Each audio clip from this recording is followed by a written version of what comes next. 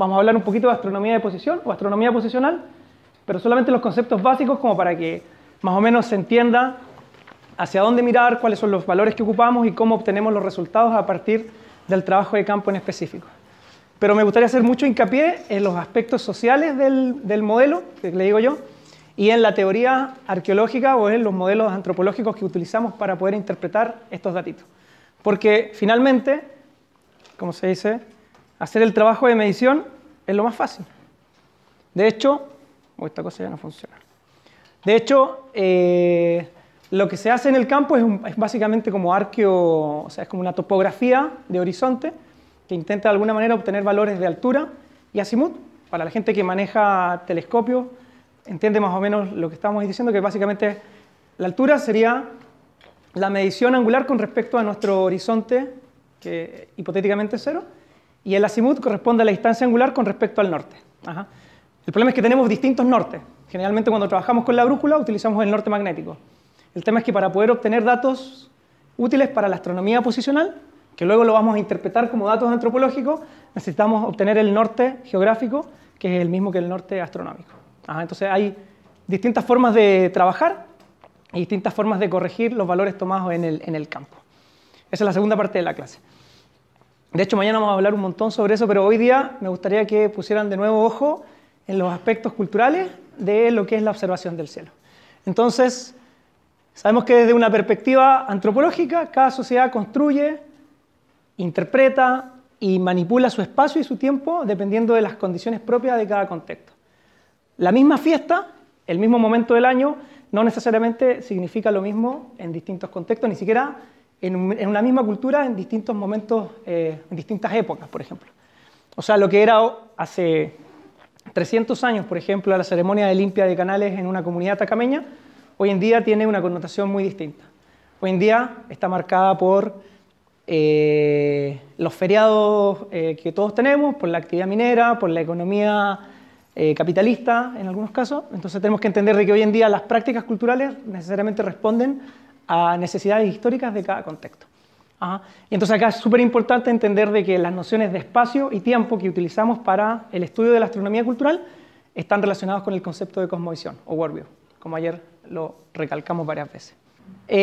La arqueoastronomía, al igual que otros tipos de arqueología, incluso se ha reconocido como una especie de arqueometría. ¿Qué quiere decir esto? Que es una metodología para la obtención de datos en el campo. Ajá. Y una de las tantas formas de obtener datos en el campo y de realizar esta arqueometría proviene de los modelos de la arqueología del paisaje. Ajá. Que principalmente, por lo menos desde la disciplina de donde yo provengo, tiene un desarrollo incipiente desde 1990 hasta la fecha.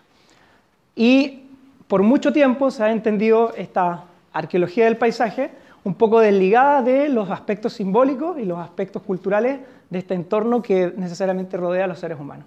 Entonces estaba dedicada básicamente a obtener datos cuantificables que tienen que ver con distribución y uso del espacio, distancia, modelos topográficos para poder entender la forma de vivir de los seres humanos y cosas por el estilo. Ahora, nos damos cuenta que las sociedades no necesariamente son ordenadas dentro de este espacio a partir de los parámetros de los cuales nosotros desarrollamos, que viene siendo como esta topografía humana, entre comillas. Entonces, necesariamente implica el desarrollo de modelos simbólicos y modelos socioculturales que te permitan, de alguna manera, interpretar el registro. Entonces, nos damos cuenta de que este espacio es un producto sociocultural, ¿no es cierto? Y que a través de su análisis, de alguna manera, es posible comprender los aspectos referidos a las relaciones que mantienen estos seres humanos, en general, con su espacio. Y también, desde otro punto de vista incluso más simbólico, entender las relaciones simbólicas que establecen los objetos del entorno, por ejemplo, una montaña, con otro objeto del entorno, por ejemplo, el sol, la luna, que son interpretados más allá de sus aspectos físicos como elementos, entre comillas, vivos de la naturaleza. Entonces hay modelos que se reconocen como modelos animistas, que reconocen a los elementos de la naturaleza como entidades vivas y llenas de significado. Entonces ahí tenemos otra vertiente de la cual nos podemos agarrar para poder un poquito estudiar astronomía cultural. Ahora, ¿por qué estoy hablando de paisaje? Porque como ayer les hice hincapié, el cielo, lo que entendemos como firmamento y lo que entendemos como horizonte o tierra, no necesariamente están divididos. O sea, dentro de la concepción occidental nosotros tenemos una división entre los aspectos llamados terrenales y los aspectos celestes. Pero dentro de una cosmovisión no necesariamente occidental, todos estos elementos son igualmente significativos y hacen parte de un juego de relaciones que finalmente le dan sentido a este entorno.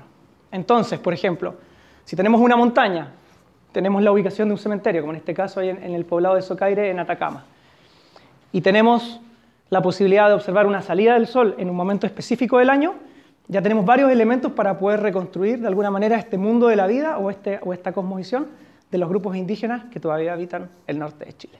Ajá. Entonces hay que sacarse un poquito esta idea de que el paisaje es algo fijo, algo cartesiano, algo medible. O sea, nosotros lo podemos medir, lo podemos cuantificar, pero esa es parte de la pega. Ajá. O sea, mañana cuando vayamos con los instrumentos de medición vamos a obtener valores súper precisos, vamos a obtener un valor de azimut, de altura, ubicación geográfica y cosas así. Pero todos esos datitos son básicamente vacíos si no logramos entender el contexto cultural, la historia del sitio y sobre todo poder cargarlo de un poquito de teoría antropológica. Entonces, para los que tengan interés, pueden, o sea, yo siempre recomiendo, por ejemplo, leer a Levi-Strauss, que tiene 2 libros sobre etnografía de los grupos amazónicos. Uno se llama Lo crudo y lo cocido, en donde pueden darse cuenta de que la descripción del diario vivir, de alguna manera entrega información astronómica relacionada con las prácticas agrícolas, con la recolección, con la llegada de las lluvias y cosas así. Por ejemplo, Levi-Strauss describe en algún momento la aparición de las Pléyades, en el mes de junio puede ser, si es que no me equivoco, la primera aparición de las Pléyades y un fenómeno ligado con la recolección de un fruto. Ajá. Entonces, como dijimos ayer, en este contexto el cielo es parte del paisaje. Entonces, cuando queremos estudiar arqueoastronomía o astronomía cultural, salud, perfectamente podemos incluirlo dentro de lo que es la arqueología del paisaje. Y la arqueología del paisaje se viene desarrollando desde la década del 90 para adelante y se reconoce básicamente como una arqueología temática. Ajá. O sea, es decir, que es como un espacio chico dentro de la arqueología que se dedica a un tema muy específico. Y se nutre de distintos cuerpos teóricos que van a depender del interés y de la capacidad de cada investigador. Y como ya les dije, en este contexto, la observación de asterismos, los fenómenos meteorológicos, fases de la Luna, eventos un poco más extraños como la aparición de un cometa, lluvia de estrellas, la posición del Sol en el horizonte, fenómenos lumínicos relacionados con el Sol también, resultado de la refracción atmosférica, o incluso la aparición o no de un arco iris, están más o menos todos relacionados, porque son fenómenos interpretados entre comillas como celestes. Como para terminar esta parte, que es como para recapitular lo que hicimos ayer, hay que entender de que incluso, afortunadamente, etnográficamente tenemos mucha información todavía presente y todavía, ¿cómo se llama?, para poder obtener, vinculado con el tema de estos cultos a la naturaleza y la importancia que tienen los elementos, como por ejemplo los cerros, los cuerpos de agua, los fenómenos atmosféricos e incluso fenómenos astronómicos que permiten de alguna manera entender las categorías de espacios y temporales de las sociedades andinas. Entonces, para los que tengan la oportunidad, se pueden desplazar a una comunidad que puede ser rural o indígena y de alguna manera poder entender estas cosas a partir incluso de la conversación diaria. O sea, hay que entender que esta información no es que esté, no sé, no hay que desplazarse grandes distancias ni irse a Perú o a Bolivia, donde uno siempre cree. Dice, no, voy a estar en Machu Picchu, voy a estar en Tiahuanaco y voy a estar en la cuna del mundo andino. En realidad el mundo andino, como se entiende en sí, son relaciones de reciprocidad y complementariedad. Entonces, lo que uno tiene presente en una comunidad en el Choapa, básicamente viene siendo el reflejo de lo que en algún momento fue el Gran Tahuantinsuyo.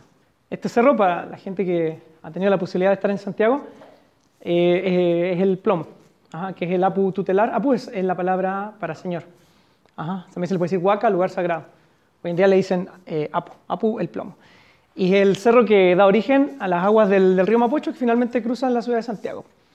Y tiene una característica bien particular. O sea, además de que es un cerro muy alto, mantiene nieve de forma permanente y da origen al río Mapocho, es visible desde gran parte de la cuenca. Que sea visible desde gran parte de la cuenca es un detalle casi insignificante si no nos ponemos acuciosos y entendemos que también puede funcionar como un marcador astronómico.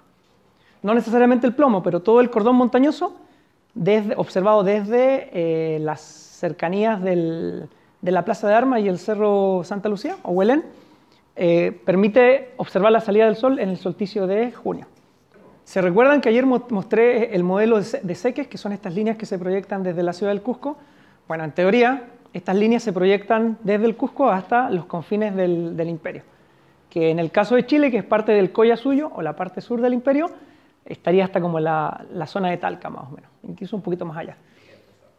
Entonces, en teoría, estos sacrificios, por ejemplo, en la cumbre, mira, no hubiera traído una foto. De hecho, bueno, para la próxima clase les traigo una foto. Hay 3 plataformas en la cumbre, y en una de las plataformas dejaron a un niño dentro de la, ¿cómo se llama?, de la práctica conocida como capacocha. Capac y cocha son 2 palabras en quechua. Cocha es lugar con agua y capac es la palabra para el monarca. Entonces, como el recipiente o el contenedor del monarca. Y generalmente estas ceremonias se realizaban en fechas vinculadas con fenómenos astronómicos particulares, que puede ser un solsticio, un equinoccio y cosas por el estilo. Entonces acá tenemos varios elementos. Tenemos la actividad ritual vinculada con la montaña, tenemos una observación astronómica realizada desde el valle, donde está la población local y en gran número, y tenemos la existencia natural de esta montaña que de alguna manera le da vida a la cuenca. Entonces, un poquito para que se den cuenta de que estas prácticas vinculadas con la observación del cielo están incluidas dentro de un montón de otras cosas, y sobre todo vinculadas con el aspecto del mundo del ritual. Ajá. Por ejemplo, acá tenemos también un compañero que hizo su tesis en arqueoastronomía, Nicolás, que tampoco quiere hablar, y que trabajó en un sitio al sur de Santiago en donde la sola existencia de un agujero era importante para poder realizar determinadas observaciones astronómicas. En ese caso no se necesitó ni una plataforma, ni grandes construcciones. Es un agujero tallado en la roca que permitía de alguna manera observar determinados fenómenos astronómicos. Ahora, ojo, no todas las piedras tacitas cumplían una funcionalidad astronómica, entre comillas. O sea, creer de que todo el arte rupestre y todo lo que no podamos explicar, entre comillas, refiere a estos fenómenos, también es una exageración. Por eso es bueno, de alguna manera, discriminar entre los lugares que posiblemente sirvieron para realizar algún tipo de observación y los lugares que cumplían funciones vinculadas con lo doméstico. Por ejemplo, la producción de grano, moler pigmento para alguna ceremonia y cosas así. Por eso es bueno siempre informarse y leer sobre los lugares, porque si no uno llega y cualquier elemento, uno dice, oh, tengo un panel y en el panel hay un círculo con apéndice, y inmediatamente nosotros lo interpretamos como un motivo celeste. Porque y ahora viene un poquito esta parte de la clase que es como la parte de la trampa que digo yo. Porque en realidad continuamente estamos siendo engañados por nuestros sentidos. Ajá. Todo el rato, todo el rato. Y básicamente lo que queremos, lo que observamos se interpreta a partir de nuestra cosmovisión o de nuestro modelo cognitivo. Nunca, y esto es algo que es súper discutible dentro de la antropología, que generalmente el antropólogo, y eso lo estábamos discutiendo hoy día con Rodolfo, el antropólogo estudia tanto, o sea, su objeto de estudio está tan cercano que pasa a ser parte del objeto de estudio. Y muchas veces cuesta muchísimo separarse. Cuando uno, por ejemplo, participa de una ceremonia, está dentro de la ceremonia e incluso puede entrar dentro de estados de trance o estados alterados de la conciencia y llega a ser parte de la práctica social que está estudiando. Y en ese momento como que uno dice, a ver, ¿qué es lo que pasa? Entonces, yo siempre pongo estos ejemplos, porque generalmente como estamos hablando de observación del cielo y utilizamos los ojos, o sea, el cielo también lo podemos percibir de otras maneras, pero generalmente utilizamos la vista para poder interpretar lo que estamos viendo. De hecho, así lo hacemos. Generalmente estamos siendo, entre comillas, engañados por estos juegos de imágenes y cosas así. Por ejemplo, siempre les pregunto, ¿cuántos pies tiene el elefante? ¿Cuántas patas tiene el elefante? Sabemos que tiene 4. Si nos ponemos a contar, pues hay un montón acá. ¿Cuántos animalitos vemos acá? La vieja y la señorita. Acá tenemos una copa o 2 rostros. Si estas líneas son necesariamente paralelas o no. Y acá este es muy entretenido, porque vemos puntos oscuros y blancos. O sea, nosotros interpretamos, o sea, primero observamos. Tenemos la capacidad de observar. Pero la interpretación depende mucho de nuestro modelo cultural, de nuestra, ¿cómo se dice?, de nuestra estructura psíquica y sobre todo de nuestra historia de vida.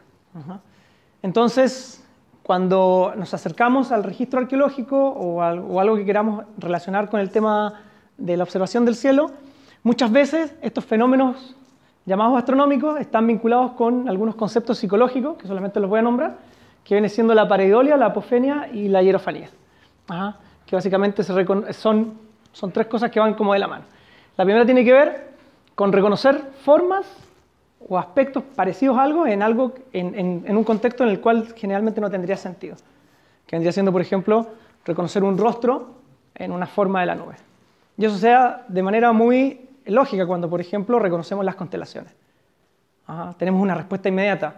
Por ejemplo, ayer cuando les mostraba la imagen de la llama celeste, que en el mundo andino se construye a partir de una zona oscura que está ubicada cerca del polo sur, a partir de Alfa y Beta Centauro, actuaría más o menos este fenómeno psicológico. Obvio, nosotros no vemos, para alguien que nunca ha visto una llama, no te va a entender que es una llama. De hecho, por ejemplo, entre los indígenas australianos se reconoce como un avestruz, algo así, que en realidad es la misma mancha, es la misma zona oscura, pero con la forma de un pájaro. Luego tenemos la apofenia, que viene siendo la asociación de estos estímulos azarosos, que nos permite a la larga generar una imagen, que en algunos casos puede ser interpretada como un elemento sagrado dentro de esta topografía celeste. Ahora bien, hay buenos ejemplos de esta pareidolia y de estos modelos hierofánicos, podemos decir. Esta es una imagen sacada desde el avión de la montaña de la Iztaccíhuatl, que es un volcán ubicado en la cuenca de la Ciudad de México, que se conoce como la mujer dormida, Iztaccíhuatl, mujer dormida. Y si se dan cuenta, vendría teniendo lo que es la cabeza, el pecho, sus piernas y los pies. Dentro de las descripciones, en los modelos de los códices, muchas de estas montañas son reconocidas también como con formas de animales o formas de personajes. Y es muy común, incluso cuando uno realiza trabajo de campo, que muchas de las montañas reciban nombres como la cara del Inca, el viejo de no sé qué, la princesa de no sé qué, la reina, así como existen historias o leyendas que vinculan a determinadas montañas con otras a partir de relaciones de noviazgos, engaños y cosas así. Claro, por ejemplo, el Licancabur, en la zona de Atacama, tuvo amores con no sé qué montaña y la otra montaña se enojó y le cortó la cabeza al otro, una cosa así. Al Quimal. Bueno, una de las cosas que tenemos que hacer, y en eso estamos trabajando en este momento, porque una cosa es que yo vea e interprete y diga, ah, mira, qué entretenido. Estoy observando una montaña con la forma de un personaje y eso es importante porque, no sé, porque a mí me tinca, ¿cachai? Como los rostros de Marte. De hecho, no puse este ejemplo porque si no la clase va a quedar muy larga. O sea, de hecho, la utilización con los primeros telescopios se veían algunas cosas raras en Marte y la gente lo interpretó como canales. ¿Cachai? Porque dentro de la cosmovisión de la época se asumía que existía vida en Marte y bajo las condiciones de sequedad que debían existir en Marte, los marcianos debían construir canales para transportar el agua de los polos a las zonas ecuatoriales. Pero eso no es así, sabemos que hoy no es así. Pero sí podemos construir un montón de leyendas en torno a lo que nosotros necesariamente creemos. Entonces, pero hay formas de cuantificar esto. Hay modelos que provienen de la neurociencia, principalmente en trabajos con primates, en donde a los primates se les instalan elementos electrónicos en la parte de la cabeza. O sea, tampoco es muy ético, pero bueno, vamos por la otra parte. Y frente a determinados estímulos se reaccionan determinadas partes del cerebro. Entonces, uno de los trabajos que se está haciendo es poder, de alguna manera, llevar este concepto de la pareidolia a algo cuantificable. Por ejemplo, si yo tengo la imagen de un cerro, poder identificar cuál es el valor de similitud que tendría con un determinado elemento, por ejemplo, un rostro. Y eso se puede hacer. Hay gente que está trabajando con esto y está aplicando estos conceptos de la pareidolia a elementos o formas vinculados con el paisaje, que podría ser también aplicable a elementos del cielo. Bueno, lo interesante es que todos estos conceptos que provienen de la psicología, del comportamiento humano, de la primatología, pueden ser aplicables en cierto sentido al estudio del cielo. Entonces, de alguna manera les estoy mostrando que esto no es una cajita cerrada en donde existe una sola forma de tomar los datos, interpretar, hacer estadísticas, sino que se puede nutrir de un montón de otras cosas. Incluso no sé, pues yo he tenido contacto con colegas que provienen no sé, del arte, gente que pinta, toca música incluso, que de alguna manera te lleva a desarrollar, entre comillas, modelos de interpretativos del cielo a partir de su propia profesión. Y eso es súper entretenido, digo yo. Bueno, no sé si es entretenido, pero... Ahora, una cosa acá, la imagen del puma de la Sierra del Cusco. Entonces, siempre el ser humano, en general, porque tampoco se trata de llegar a un modelo determinista, entiende, percibe e interpreta su entorno a partir de lo que conoce.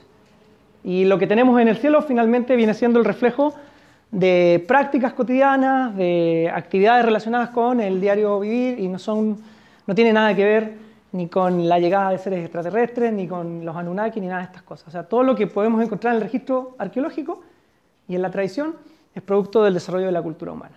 Ajá. Entonces, saquémonos esas cosas de la cabeza, porque generalmente, cuando se habla de arqueoastronomía, alguna gente me dice, sí, pero estas cosas eran imposibles de construir hace 1500 años. Tengan en cuenta de que esta gente tenía mucho tiempo, observaba muchísimo y tenía una capacidad alta para poder construir estas cosas. Sí, de hecho, al norte de la bahía ¿se llama la bahía de Coquimbo? ¿Serán? Al norte, donde está Punta Teatino, hay un cementerio arcaico que debe tener por lo menos 3.500 años antes de Cristo. Y con una profesora del Museo Nacional de Historia Natural, un día tuvimos la posibilidad de ir y medir, o sea, instalamos el teodolito en el centro del cementerio y nos dimos cuenta de que la disposición espacial de los entierros respondía a una especie de espiral. O sea, los cuerpos estaban ubicados desde un centro y daban una vuelta así. Y que la ubicación, de las miradas de los cráneos y de la orientación de la columna vertebral también respondía a categorías relacionadas con el género y la edad. No recuerdo bien, pero por ejemplo, creo que todos los hombres con más de 20 años miraban hacia la puesta del sol en un determinado solsticio, una cosa así. Son grupos súper tempranos que básicamente se dedicaban a la caza y recolección costera. Y así todo tenían tiempo, ganas y generaron un cuerpo de ideas que les permitía observar los solsticios y generar categorías dentro de un espacio muy sagrado como es el lugar de los entierros. Ahora bueno, esto es como para cerrar el primer tercio de la clase, que tiene que ver que estas pareidolias incluso afectan a la gente que se dedica normalmente a la astronomía. O sea, muchas de las fotografías que encontramos en internet reciben nombres que provienen de una estructura mental y de un concepto en el cual nosotros asumimos cosas que pasan en el cielo. Ajá. O sea, todas estas fotografías tienen su nombre, sus códigos y cosas así, pero son conocidos básicamente por su denominación popular, como los pilares de la creación, la mano de Dios, el ojo de Dios, y por qué se asume nosotros asumimos de que Dios está en el cielo. Entonces cualquier manifestación celeste, entre comillas, estaría vinculado con la manifestación de Dios. Y esto ha ocurrido siempre. Ocurre en el arte, ocurre en las construcciones de las iglesias, ocurre en las manifestaciones de arte rupestre. Y lo que quiero dar a entender un poquito con estos ejemplos, que pueden ser incluso menos chistosos, es que siempre estamos cargados de un contexto cultural y de elementos que nos llevan a responder casi automáticamente a determinados estímulos. Ahora, ¿para qué nos sirve todo esto? Esa es la gran pregunta. Entonces tendría que poner la diapositiva. Me gustaría saber cómo observamos nosotros. Porque observar implica algo más que mirar. Yo puedo estar mirando, pero estamos observando. Ajá. Oye, pero falta un elemento que mencionaste. ¿Me regreso o quedo acá? No. Lo dejamos acá. Un poquito más fuerte, sí, para que te escuchen. La hierofonía. Hierofonía. Es la interpretación mágica y la divinización. Manifestación de lo sagrado, como lo define Mircea Eliade. De lo sagrado en la naturaleza. Ajá. O sea, nosotros estamos abordando estos temas bajo un punto de vista de una sociedad donde ya se inventó la lógica y vemos todo de una forma buscándole la verdad científica de las cosas. Ajá. Pero eso es nuevo en la humanidad y en la forma como el ser humano... Los últimos 300 años, por ejemplo. Un invento reciente. Claro. Digamos que no existía como se hace 300 años.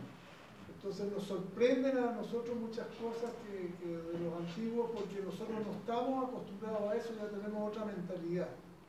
Ajá. Entonces, yo creo que aquí llega hasta el punto donde la sensibilidad humana tiene ese otro enfoque místico y mágico del mundo, pero en su totalidad. O sea, nosotros asumimos la cosa mágica como ocasionalmente y después volvemos al mundo racional. Bueno, los antiguos vivían completamente inmerso en lo mágico. Bueno, hay gente que todavía lo hace incluso. Claro. Entonces su mundo es otro mundo, completamente distinto al nuestro. Claro. Entonces nosotros somos estudiosos de este asunto y venimos como extraterrestres a ver cómo los antiguos veían las cosas, pero no hay que olvidarse nunca de eso. Sí, igual yo soy optimista y creo que siempre podemos mantener el punto de vista del investigador y poder acercarnos a estos temas. Porque si no, así como les comenté, pasas a ser parte de tu objeto de estudio y pierdes como el piso ontológico desde donde estás interpretando las cosas. Ajá. Porque si no, no me dedico a hacer ciencia. Y yo soy o sea, yo considero de que la arqueoastronomía debe ser considerado como una disciplina científica. Ajá. Por lo menos eso es lo que tratamos de hacer. Ajá. Y esta imagen ya se las mostré ayer, que viene siendo el famoso astrólogo poeta, en la representación de Guaman Poma, que viene siendo lo más cercano a la representación de lo que podemos asumir un observador del cielo en tiempos prehispánicos en el mundo andino. Y acá tenemos a Hiparco, que ya viene siendo más parte como del mundo occidental. Entonces, para que nos quedemos con esta idea de que el mundo de la percepción y que todos estos elementos que hacen, entre comillas, parte del mundo de la magia están presentes dentro de lo que es la observación del cielo.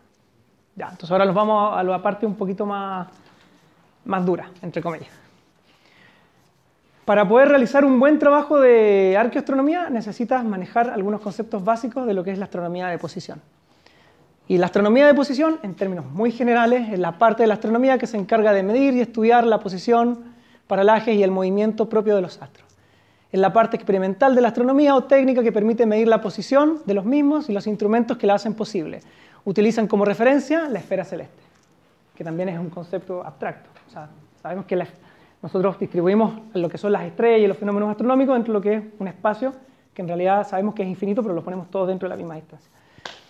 Midiendo determinados ángulos respecto a unos planos fundamentales a partir de distintos tipos de coordenadas astronómicas y sus relaciones.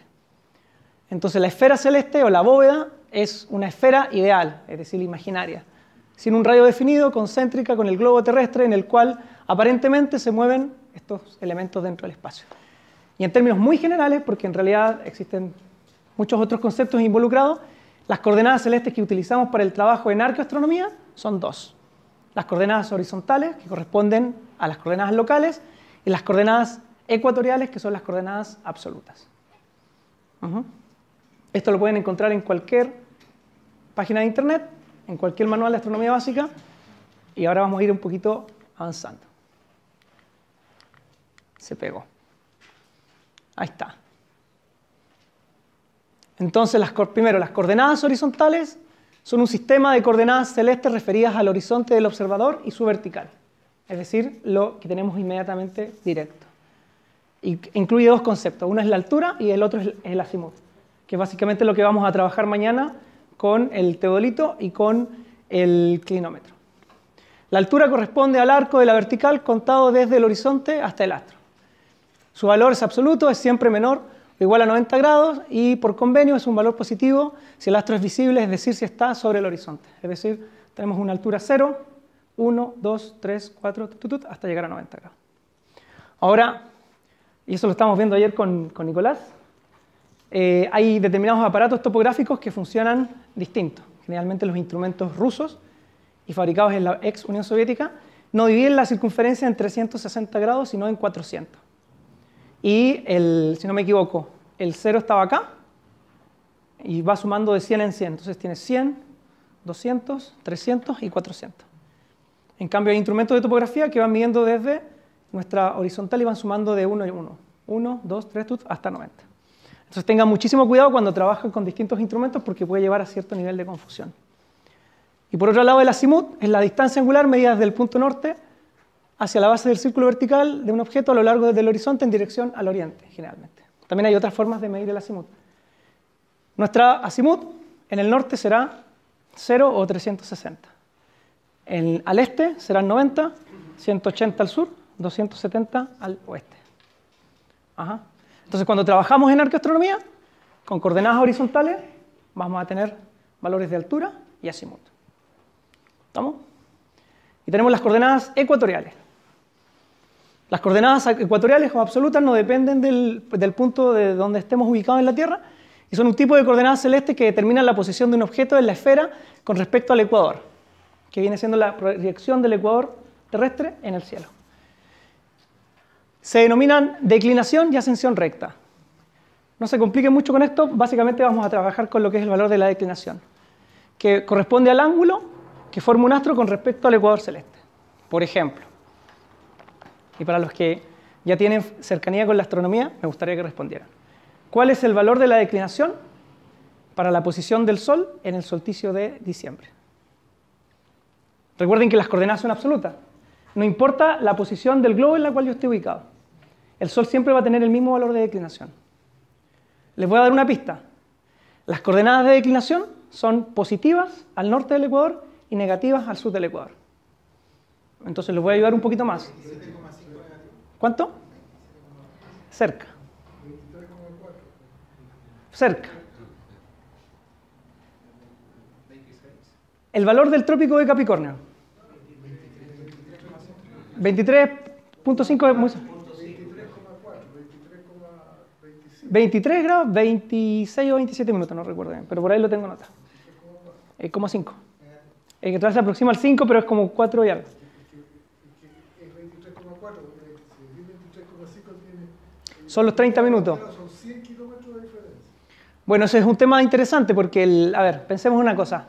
El Sol se desplaza durante el solsticio de junio. En realidad no es que el Sol se desplaza. Nosotros percibimos desde la Tierra que el Sol alcanza la latitud del trópico de Cáncer en el solsticio de junio. Es decir, está muy al norte. De ahí el Sol alcanza un valor de declinación positivo de más 23, casi 0.5 grados. Ajá, en términos completos. Cuando el Sol se desplaza hacia el sur, tendrá una declinación de menos 23.5 grados. Y corresponde al momento en el cual nosotros iniciamos el verano en el solsticio de diciembre. Eso ocurre entre el 21 y el 24 de diciembre de cada año. Dígame. Perdón, ¿no será mejor en lugar de decir más 23 o menos 23,44, decir 23,44 grados latitud o declinación norte? Hay gente que lo utiliza así, pero cuando uno trabaja con anuarios astronómicos, no, porque son coordenadas, por eso estamos hablando de coordenadas que son absolutas, son coordenadas. Esto no depende de la posición del globo en donde nos encontremos. O sea, si yo estoy realizando un trabajo de arcoastronomía, les voy a dar un ejemplo, a ver, porque mañana vamos a trabajar con esto. Supongamos que, no sé si se alcanza a ver, tenemos la cumbre de una montaña, muy llamativa, ¿ya? Y aquí estamos nosotros, ¿ya? Y instalamos nuestro aparato de topografía acá, ¿no es cierto? Y nosotros queremos calcular el valor de la declinación de este punto. Ya sabemos que la declinación corresponderá al ángulo con respecto a nuestro ecuador celeste. Y a partir del valor de la declinación podemos obtener una fecha, en teoría, para el Sol, me refiero. Entonces lo que hacemos en campo, medimos la altura y medimos el azimut con respecto al norte. Y con estos dos valores podemos obtener el valor de la declinación. Ahora, la altura y el azimut son valores locales, no así la declinación. Y lo que hacemos dentro del trabajo de arqueoastronomía, en términos muy generales, porque si quisiéramos explicar esto de manera así muy chiquitita, pasaríamos mucho rato, yo les quiero más o menos explicar las generalidades, que básicamente tú para poder obtener una fecha astronómica, solar, en este caso, necesitas obtener valores de altura y azimut para poder transformarlos en declinación. Ajá. Que es básicamente poder conocer cuándo el Sol alcanza este punto dentro de la topografía inmediata que estás observando. Entonces quédense con esta idea. En arqueoastronomía se trabajan con coordenadas ecuatoriales y coordenadas azimutales, son horizontales. Ajá. Y que más allá, esta cosa se pegó, de la complejidad que quizás ofrecen estos modelos, lo que ustedes necesitan básicamente es conocer la altura y el azimut de un punto en el horizonte para poder obtener su valor de declinación, que corresponde al ángulo que forma el astro, en este caso el Sol, con respecto al ecuador celeste. El valor de la declinación será positivo para elementos que estén ubicados al norte del ecuador celeste y negativo para los objetos que estén ubicados al sur del ecuador celeste. Otra pregunta de prueba. ¿Qué valor de declinación? Si hablamos de valores positivos y negativos, ¿no es cierto? En el caso del Sol, el Sol tiene un valor positivo para el solsticio de junio, cuando está ubicado directamente sobre el cenit, que es la proyección de la vertical, en el trópico de Cáncer, y negativo cuando se encuentra en el solsticio de diciembre, ubicado en la latitud de Antofagasta, que es el trópico de Capricornio. ¿Qué valor tendrá de declinación el Sol durante los equinoccios? Que viene siendo nuestro punto medio. 0. Y tenemos 2 equinoccios. Tenemos doble 0.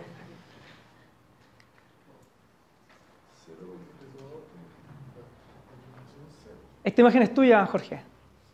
Sí. Sí, la saqué de un libro que se llama Guía a los cielos australes. De editorial Mitra, del año 2002.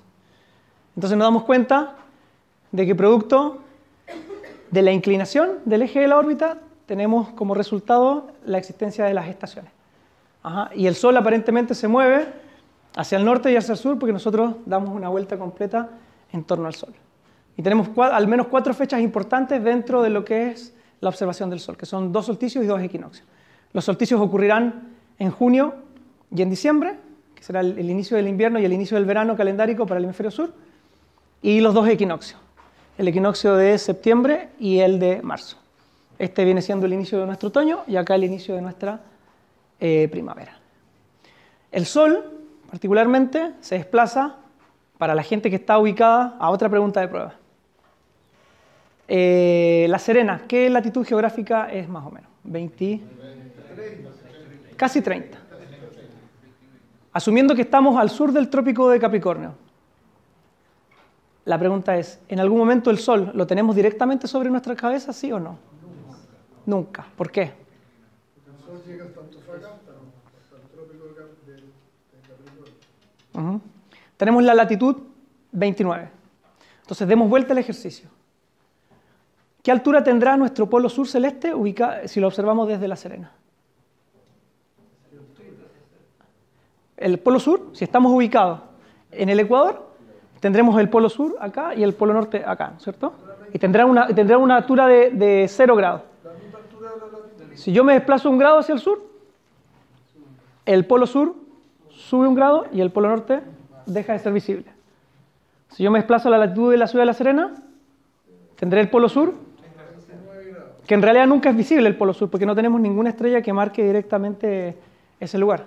Hay que hacer una especie de geometría y trazar la distancia del palito más grande de la Cruz del Sur.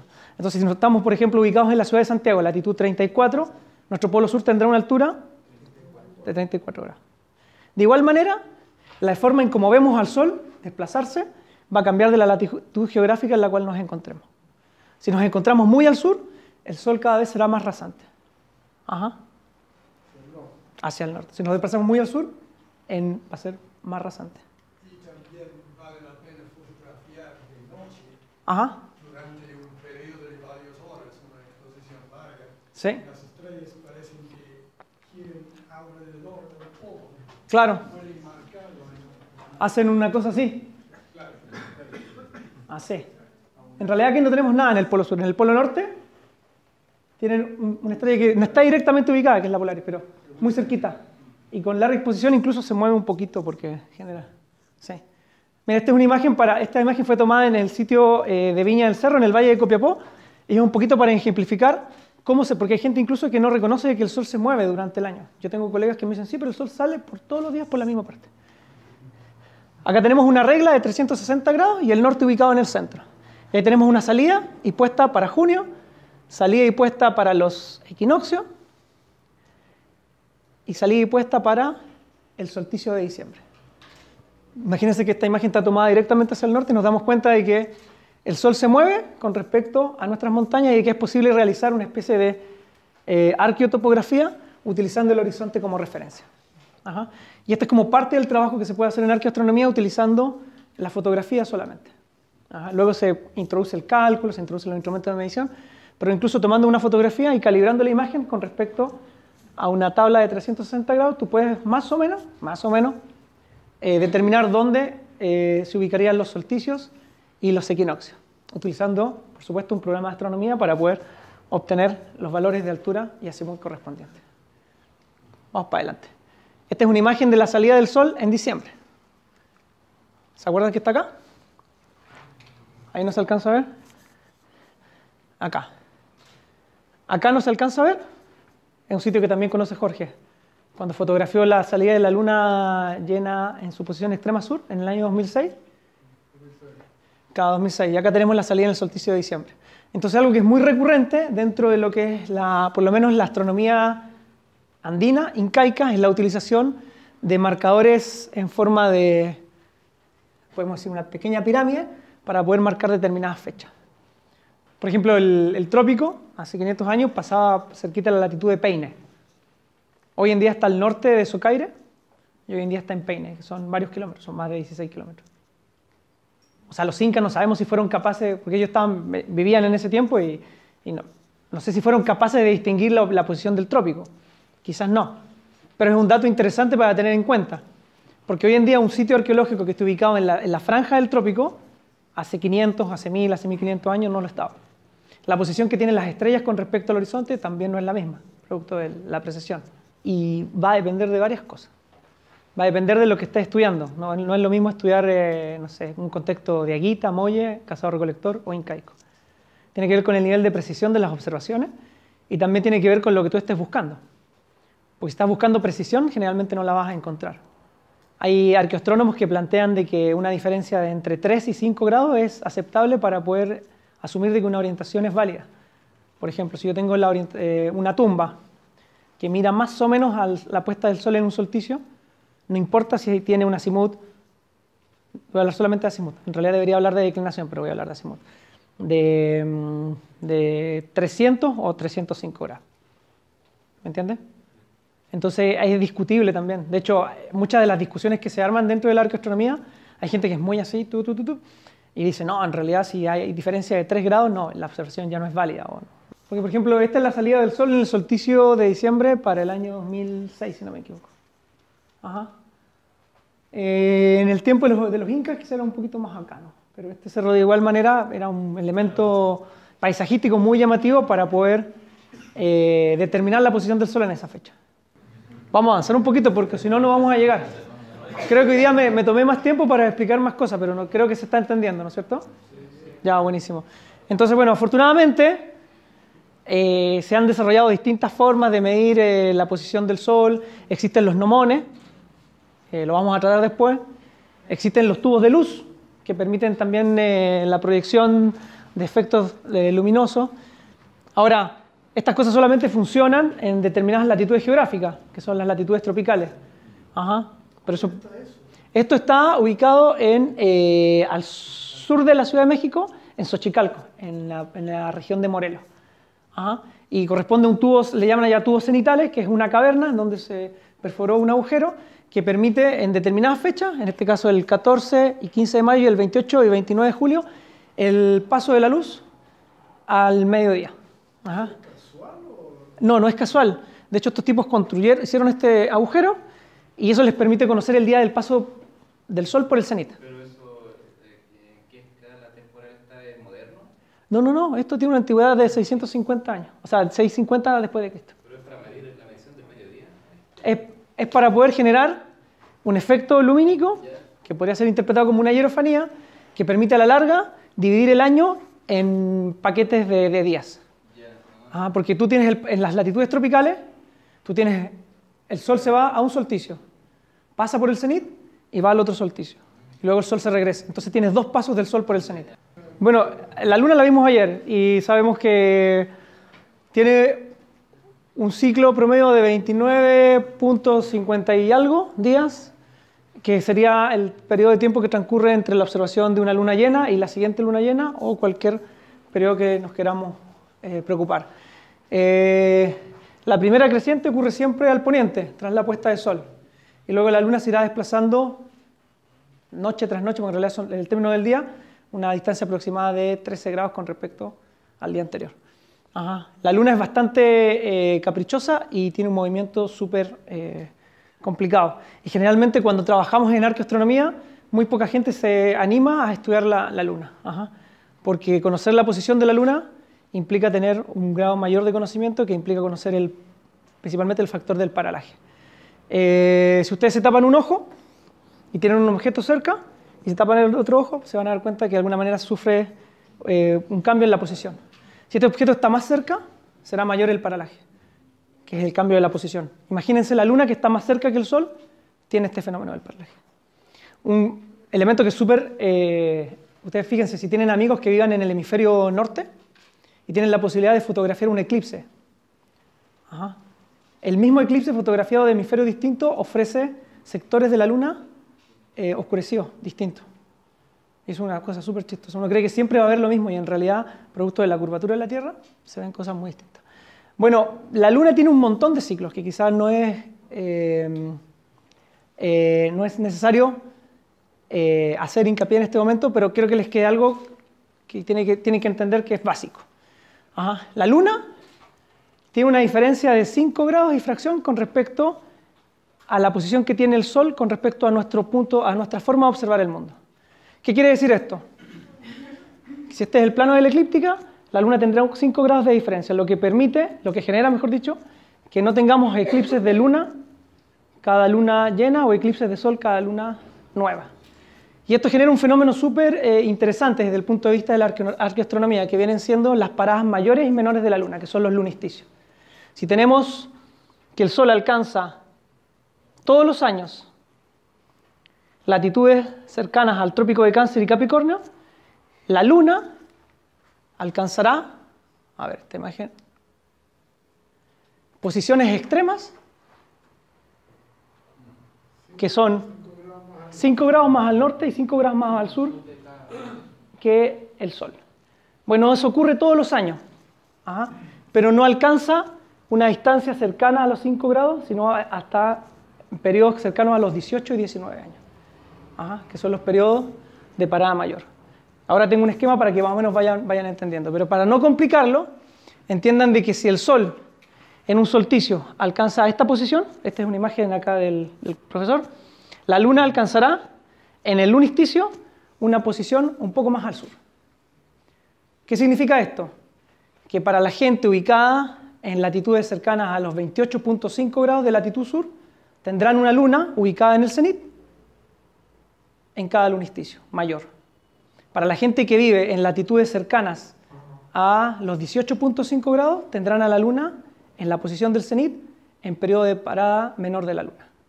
Y más o menos estos son los 3 ciclos que ustedes más o menos debieran entender. El ciclo de Saros corresponde al ciclo de eclipse, que son 18.03 años. El ciclo metónico, que está acá, que es un periodo completo cercano a 19 años, es el momento en el cual la Luna se encuentra en la misma posición del cielo y en la misma fase. Y este ciclo de regresión de los nodos corresponde a este fenómeno que podemos vincular con las paradas mayores y menores de la Luna. Ahora tenemos un problema básico, que este ciclo de regresión de los nodos, que se vincula con las paradas mayores y menores de la Luna, no siempre están vinculados con las fases. Entonces, observacionalmente, es más fácil seguir a la Luna en su fase llena y ubicar el periodo de paradas mayores o menores utilizando el ciclo de 19 años. Ahora hay muchos trabajos al respecto y hay muchos puntos de vista con respecto a lo mismo, pero lo que quiero que les quede claro es de que la Luna alcanza posiciones extremas más allá del Sol en fenómeno de parada mayor de la Luna. Tuvimos un fenómeno de parada mayor de la Luna en el año 2006. 6 y 7. Tuvimos un fenómeno de parada menor, porque tenemos parada mayor. 9 años después tenemos un fenómeno de parada menor, que fue el 2014. ¿Puede ser? Sí. Y ahora nuevamente vamos a tener un periodo de parada mayor de la Luna. 2023. Entonces, cuando llegue el 2023, 2024, ustedes se recuerdan lo que les comenté ayer, de que cuando el Sol está muy al norte, la Luna está muy al sur. Entonces, la parada mayor de la Luna ocurrirá cuando el Sol está muy al norte. Eso quiere decir de que estaremos en los meses de junio y julio. En el 2023, 2024, preocúpense de las salidas de la Luna y se van a dar cuenta de que la Luna está muy al sur. Si estuviéramos en la latitud de la ciudad de Copiapó, incluso podríamos ver pasar la Luna en una posición cercana al cenit. A lo que quiero que se queden en la cabeza es que entiendan de que la Luna, producto de sus movimientos y de la geometría celeste, alcanza puntos más al norte y más al sur que los trópicos. Ajá. Y que así como el Sol genera sus solsticios, la Luna tiene fenómenos de parada mayor y parada menor, que tienen cierta recurrencia, que es un periodo cercano a los 18.61 años. Ahora, producto del fenómeno de las fases, generalmente es más fácil de observar un fenómeno de parada mayor, porque la Luna no es que justo cuando está en fase llena, alcanza su punto mayor al sur, por ejemplo. Es más fácil seguirlo a partir de la observación de la Luna llena. Y eso se ha hecho en muchísimas culturas y permite a la larga generar alineamientos y generar comportamientos rituales con respecto a la observación lunar. Ajá. Ahora, como bien decía Jorge, si no tuviésemos esta distancia de 5 grados, siempre cuando tenemos una luna llena, tendríamos un eclipse de luna. Ajá. Ajá. Producto de esos 5 grados, la luna, de alguna manera, se salta este espectro de la sombra. Y al otro lado, en cada luna nueva tendríamos un eclipse de sol cada momento en cuando la luna se intercepta en este lugar. ¿Ok? Esto me lo voy a saltar porque ya lo expliqué ayer, creo que estamos reatrasados. Y esta parte la vamos a pasar rapidito para seguir con la clase. Entonces nos damos cuenta de que la configuración de determinados elementos en el cielo nos permite identificar lo que son las llamadas constelaciones, que básicamente son agrupaciones, en el mundo occidental, agrupaciones de estrellas que nos permite generar formas en el cielo, que están vinculados con personajes míticos, animales y cosas por el estilo. Pero haciendo solamente un ejercicio, ustedes agarran el estelario y se van a dar cuenta de que un mismo grupo de estrellas no siempre significa lo mismo. Acá tenemos la representación occidental del cinturón de Orión y el personaje, en el mundo árabe, en el mundo egipcio, y las cosas un poco más distintas que viene siendo la representación de 3 esquimales o de 3 personajes en el mundo de Alaska, lo que viene siendo en el mundo mexica de 3 estrellas junto acá de un palito que permite prender el fuego, y el mundo tupi-guaraní que se corresponde con 3 personajes del mundo mítico sagrado de estos tipos. Son los matariki. Son los matariki. O sea, el mismo grupo de estrellas se puede interpretar como parte de un conjunto mayor o como parte de una singularidad.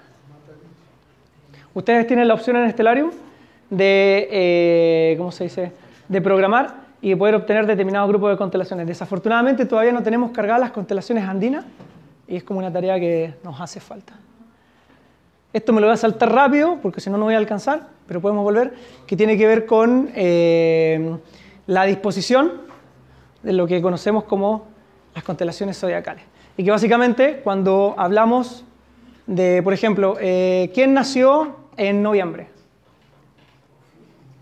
Ajá, levante la mano. ¿Qué signo eres tú? Escorpión. Si tú durante la noche levantas la cabeza, ¿ves a Escorpio durante la noche? No, pero cuando estás de cumpleaños tú. Creo que no. ¿Y cuál sería la respuesta por la que no podemos ver Escorpio? Porque uno asumiría de que si soy Escorpio, podría ver Escorpio sobre la noche. Porque básicamente responde a la posición que tiene el Sol con respecto a este grupo de estrellas. Y como estamos de día, no las podemos ver. Entonces vemos al grupo, entre comillas, de estrellas que están en sentido contrario, opuesto. Yo también soy Escorpio y siempre tuve la necesidad, dije, bueno, voy a ver Escorpio durante la noche. Y en noviembre no puedo ver Escorpio. Y esto es más o menos lo que nos decía acá Rodolfo, que la posición de las estrellas cambia con respecto a la posición que la estamos observando en un promedio de 1 grado cada 71 años, producto de este movimiento de la precesión de los equinoccios. Ajá. Entonces, cuando nos dedicamos a estudiar arqueastronomía hay que ser súper acucioso y entender de que lo que estamos observando hoy en día no necesariamente es la réplica del cielo que se pudo haber observado hace 1500 o 2000 años. Acá tenemos una imagen de cómo se desplazan las estrellas en torno bueno, esta imagen es del Polo Norte. Ahí esto sería una imagen del hemisferio sur, también sacada de tu libro. Acá en el hemisferio norte tienen la posibilidad de tener una estrella en el centro, bueno, relativamente en el centro, y todas las imágenes se generan y generan un pequeño punto. Y dentro de los ejemplos arqueológicos, esto está sacado acá de la zona del Choapa, podemos hacer más o menos lo mismo. Ajá. Con la diferencia de que no tenemos ninguna estrella en el polo sur celeste. Claro.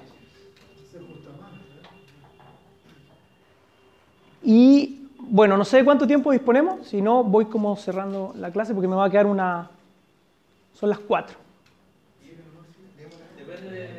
Bueno, un poquito más volviendo a la parte antropológica.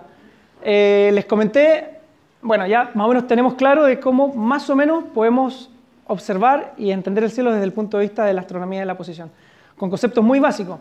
Entiendan que esto que les acabo de pasar es una cosa muy general y es más o menos para que ustedes entiendan cómo se comporta el cielo y cómo podemos de alguna manera medirlo. Ahora, volviendo a la parte antropológica, hay conceptos dentro de las ciencias sociales que nos permiten entender de que esta geografía, de que este comportamiento, entre comillas, vivo de la naturaleza responde a ciertas necesidades. Y uno de los conceptos es el animismo, que se define como, entre comillas, como una creencia que atribuye vida, poderes o una naturaleza casi humana a elementos de la naturaleza. Estos conceptos fueron desarrollados desde fines del siglo XIX y hoy en día tienen cierta importancia dentro de la antropología. Hay que entender de que siempre el que está observando es un ser humano. Y de que independiente del instrumento, la técnica y la capacidad tecnológica que tenga este, de alguna manera utiliza sus elementos de la época para poder medir, para poder entender y para poder interpretar estos fenómenos, entre comillas, astronómicos o celestes. Tenemos algunos ejemplos de instrumentos de observación que pueden ser pirámides, torres, paneles de arte rupestre. Tenemos algunos componentes móviles dentro de este sistema, que viene siendo el Sol, la Luna o lo que queramos medir, y tenemos además asociados elementos variables dentro de esta observación, que pueden ser estos componentes indicativos del tiempo, como hablé en la primera clase, que hacen referencia al día y la noche, las estaciones del año, las llegadas de la lluvia, etc. Entonces siempre entiendan de que es un sistema complejo, en donde no solamente la observación hace parte de lo que podemos llamar como el componente simbólico, sino también elementos vinculados con la naturaleza y cosas por el estilo. Y todas estas cosas se encuentran inmersas dentro de una historia súper rica que tiene que ver con, en el caso de los Andes, con el concepto del lugar sagrado. El lugar sagrado era la huaca, y estas huacas permitían no solamente realizar determinados sacrificios, sino también realizar determinadas actividades dentro de un año. Y estas actividades tenían una implicancia directa dentro del manejo del calendario.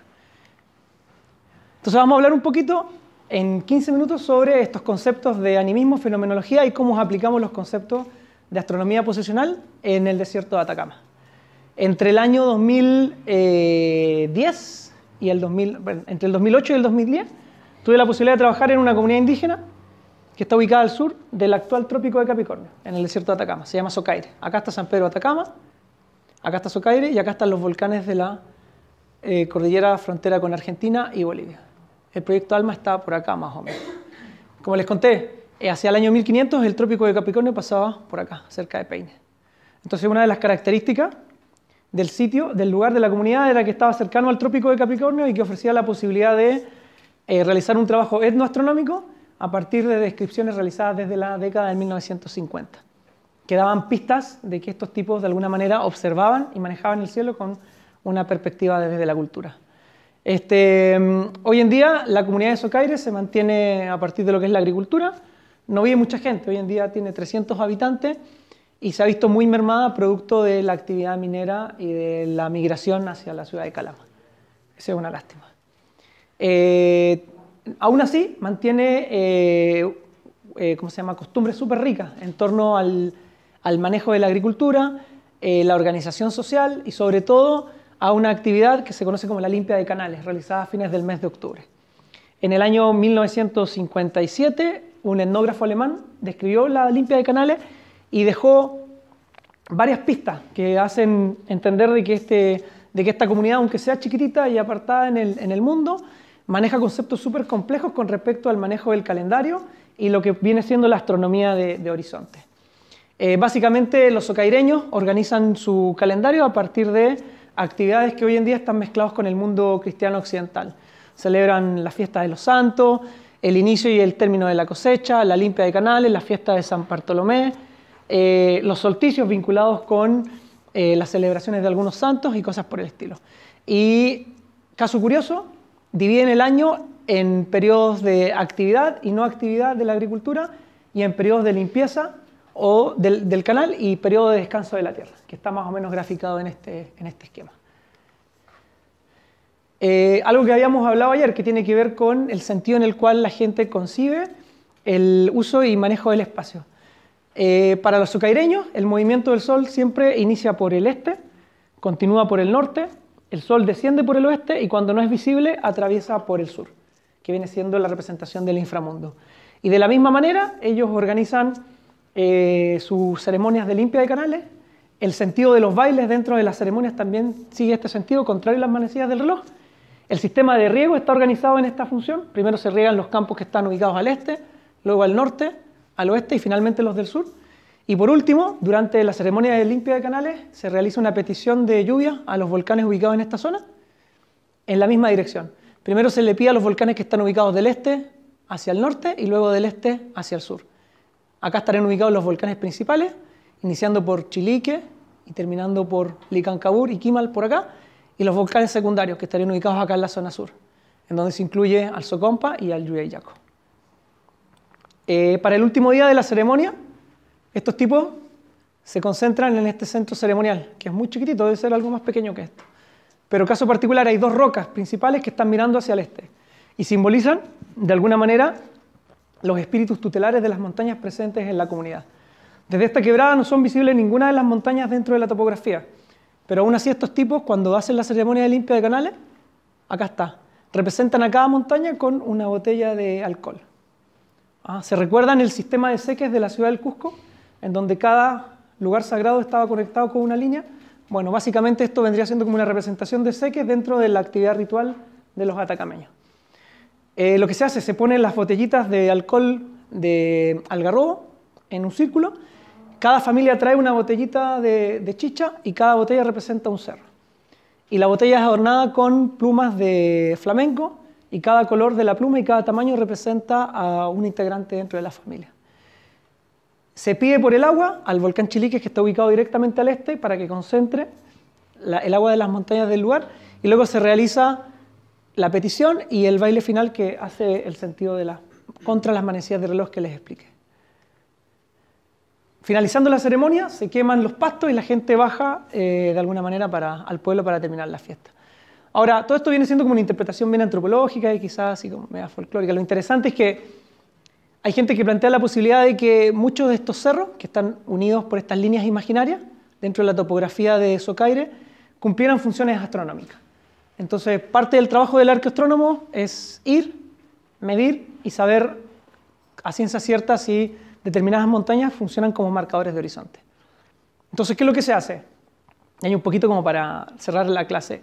Se va con los instrumentos, se observa una salida del sol, y por ejemplo este es el caso, observándolo desde las cercanías del centro ceremonial, ubicado a 5 kilómetros del pueblo, de la salida del sol para el solsticio de diciembre, en donde coincide con la posición del horizonte cercano con la ubicación del volcán Ipira.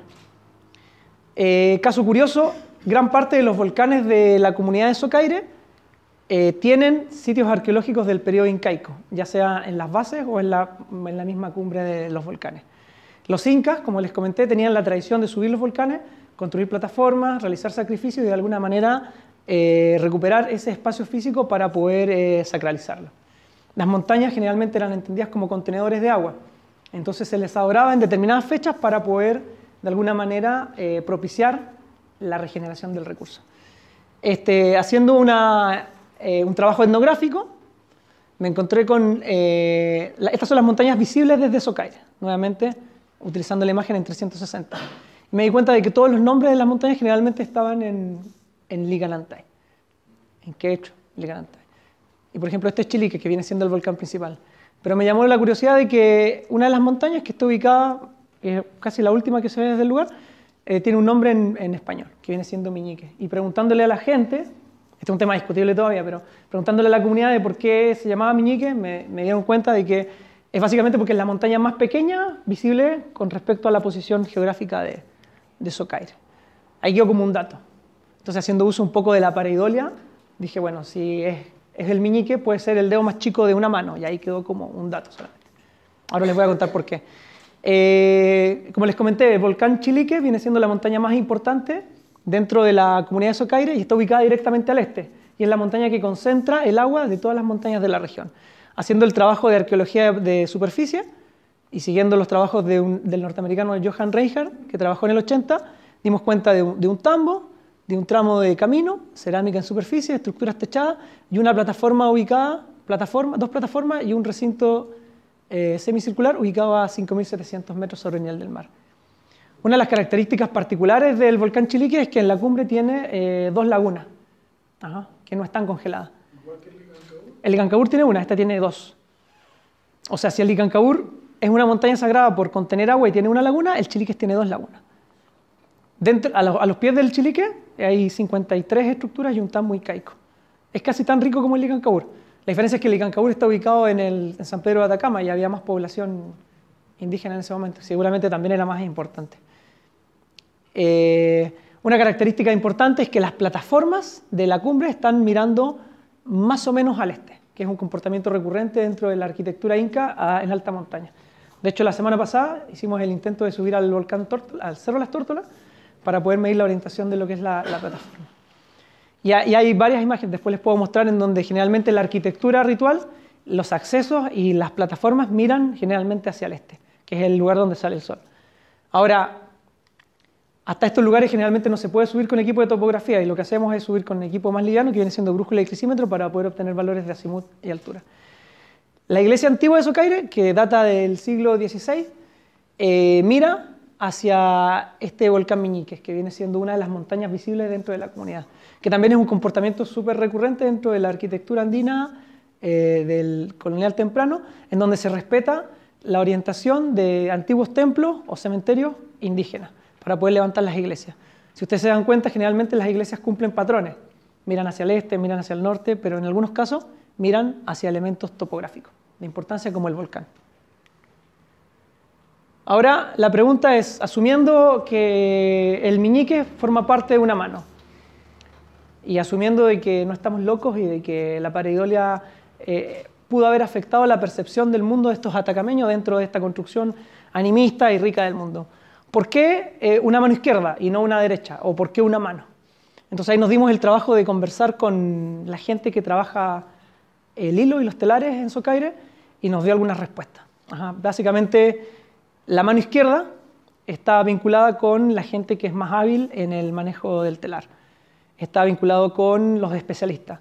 Y luego si unimos esos datos con la necesidad que tenían los socaireños, esto solamente para dar un ejemplo de que la mano también permite establecer parámetros dentro del cielo. O sea, para la gente que se dedica a la astronomía así a simple vista, utilizar la mano también te permite establecer parámetros angulares dentro del cielo.